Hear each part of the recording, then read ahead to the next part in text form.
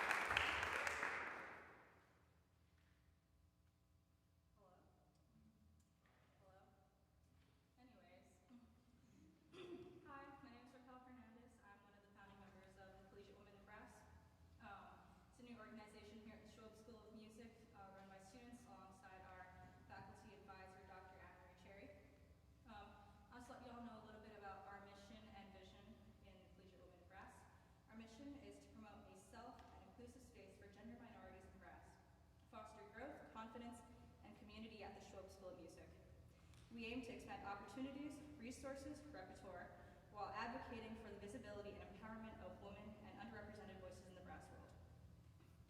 Our vision is to create a brass community where all musicians, regardless of gender, have the opportunity to thrive, lead, and shape the future of brass performance through education, advocacy, and artistic collaboration. Through this organization, we are hoping to commission works, perform together, have social gatherings, and start a book club, to name a few of the activities that we're starting to think about planning. What I'm hoping that this community looks like is a safe place for brass players, regardless of their gender, to come together and connect with each other. Like I've said before, part of our mission is to advocate for visibility and empowerment of women and underrepresented voices in the brass world. But regardless of that, anyone, no matter how you identify, can join CWIB.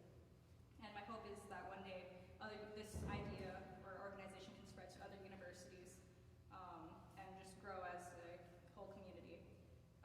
Please follow our social media. I think it's at CWIB on Instagram. Otherwise, I'm sure you'll find it easy. But we would love to see you at our next meetings that we are going to be planning soon. Thank you.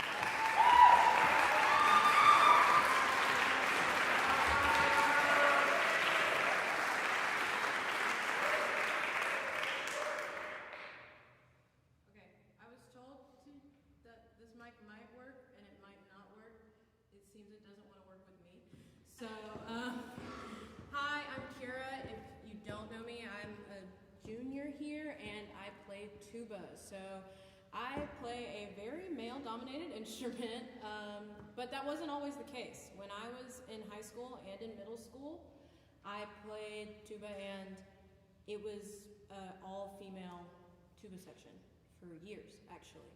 So I was very comfortable. I felt great. The only thing that was different is like tuba is such a new instrument in comparison to like violin. So the rep, it's just men. It's just men. It was just men for a while. And I was fine with that because I was in middle school and high school, and I didn't really care what I was playing. I just wanted to be happy. But when I got to college, it was a little different. I remember when I came to Schwob, and I had always had women around me that played the same instrument as me, that were better than me, that were just great. And I got to Schwob, and I sat in on a studio class, and it was a complete different thing from everything I had ever known. I was surrounded by men, which, you know, sometimes seems very terrifying. But I remember thinking to myself, okay, I guess like they just needed me to be here because they need to fit a quota. They need a woman to be here so that it looks better, because sometimes that's easy. You feel like a little token at that point, which was disproven, but I got very lucky. All the men in my studio were great. They were amazing.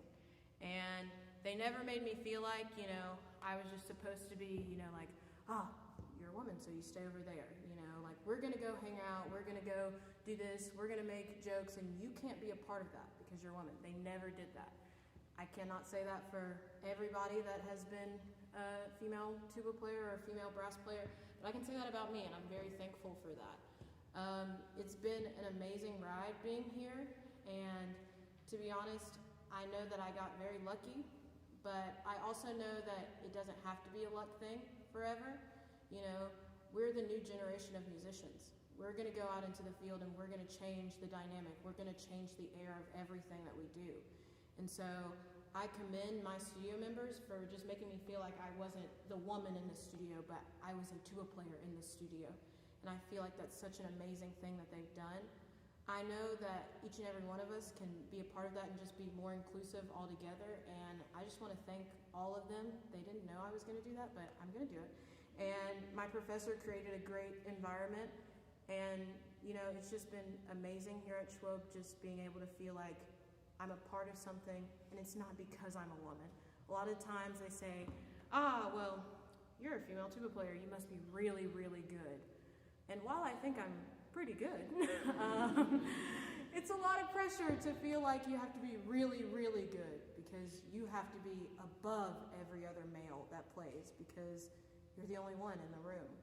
But I'm going to be honest, as long as you're good, it doesn't really matter, you know, at the end of the day. And just, music is a language, music is something that brings all of us together. And so I feel like it's not our job to make it more divisive. Our job in this world is not to make music divisive. It's not meant to be divisive. It's meant to bring people together and make people happy and make people feel something. So do that. Let's all do that. And thank you guys for giving me your time. Thank you guys for listening. And thank you guys for being just a great school and a great group of people to be around. And I hope that it continues to grow, and I hope that we continue to create a more better, a more inclusive culture here at Schwob. And yeah, thank you guys so much.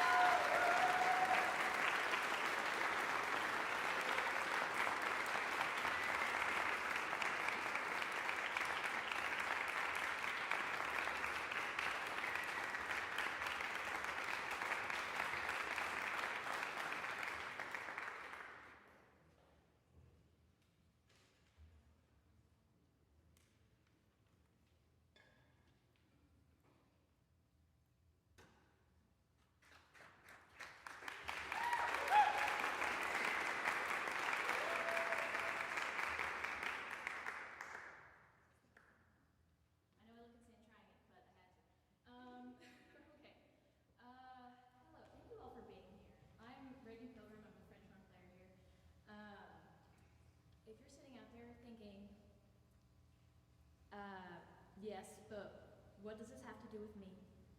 How can I help? Any of these kinds of things. That's okay. There are actions we can all take, whether you're a brass player or not. For starters, the thing that helps things grow more than anything else is our attention. Water a seed, and it will grow, but you must give it that attention. I encourage all of you to seek out women composers, performers, and organizations by women. Is not as hard as you think. A great resource is the Boulanger Initiative. They not only have a database of compositions by women and gender marginalized composers, but they also promote commissions, education, performances, and research to promote women in music. Another resource is, especially for brass players, is the International Women's Brass Conference, which you've already heard a little bit about. A lot of inspiration for our group here at Schwob is taken from the IWBC. And we also have some of our members that will be attending the conference this summer. And the hope in attending and being involved with them is that when they come back from these experiences, they can bring back valuable insights to our community here in Columbus. And it's just so important that we do that. And then if you look at your trusty program, those resources are listed on the bottom of the second page. So you have these resources now, and take them, look at them. It's up to you. Lastly, I think the most important way that you can support this group is by talking to your colleagues. You've heard today about some of our experiences, and you've seen how passionate we are for what we're doing. I implore you to ask us why we care, why it matters to us.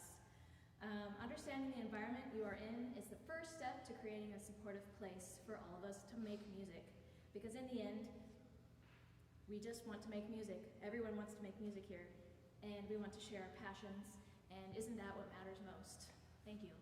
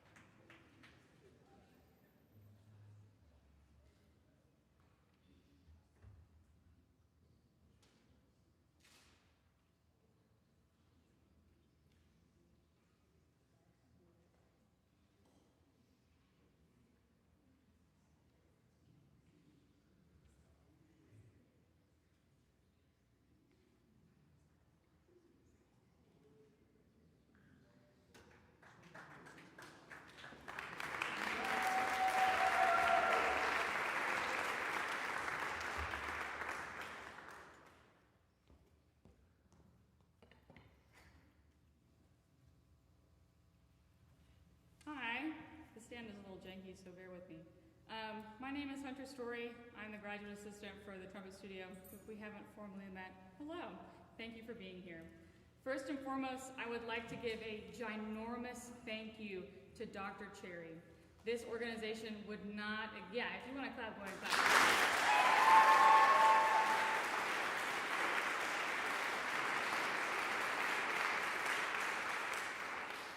CWIB would not exist without her, and this convocation would not be happening without her at all. So we owe a lot to her, and a huge thank you, first and foremost, to her. As well, this would not be possible without our other board members, Reagan Pilgrim, Raquel Hernandez, Annalise Rosati, and Kira Babs. Thank you as well to the other brass faculty, Aaron Jensen, Dr. Brad Palmer, and Dr. Alex Avila, who have also been huge supporters of CWIB. Unfortunately, they are not here right now because they are being professionals in an audition. It does not speak anything about them not supporting this organization. They are highly involved in CWIB. They're just doing their due diligence as professionals in the brass faculty. As well, thank you to Professor Tao and Dr. Gerard for helping us book Legacy Hall. I'm so glad that we were able to do this in such a phenomenal space. As well as to President Dr. Stuart Rayfield and Dean Dr. Wanda Ebright. It was fantastic to have such support from upper administration right off the bat for a really small org that never would have happened in my undergrad, and it's so cool that it's happening now in my master's. And last but not least, thank you for coming to today's convocation. Whether you are a prospective student or already a proud Coug, your participation highlights your support of not only this organization, but also your gender marginalized colleagues. Events like this are now more necessary than ever as we continue to see the rights of those we hold dear threatened. I hope you are leaving today inspired and that we will see you at the next Collegiate Women Nebraska event, which so happens to be April 5th in partnership with CNAFME, which if you are a music student, you should also be a member of CNAFME because you will teach. We will be doing a full professional development day with a guest speaker and pay what you can headshots. The donations from this event will be split between CWIB and CNAFME. Thank you again, and bravo to all the performers and participants today.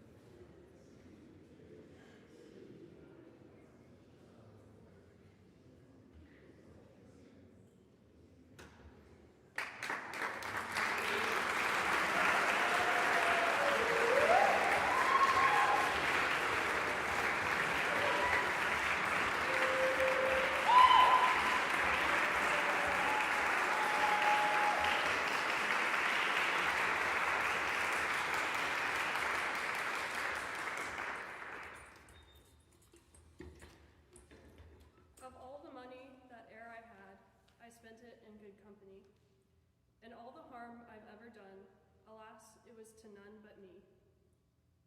And all I've done for want of wit, to memory now I can't recall. So fell to me the parting glass. Good night, and joy be to you all. So fell to me the parting glass, and drink a health of whate'er befalls, and gently rise and softly call, good night and joy be to you all. Of all the comrades that e'er I had, they're sorry for my going away, and all the sweethearts that e'er I had, they'd wish me one more day to stay. But since it fell into my lot that I should rise and you should not, I gently rise and softly call, good night and joy be to you all. Of all the nights I traveled here, for snow on snow and Yuletide dew, we'll hold a drink to health and cheer when I am welcome back to you. So fill to me the parting glass and softly call good night.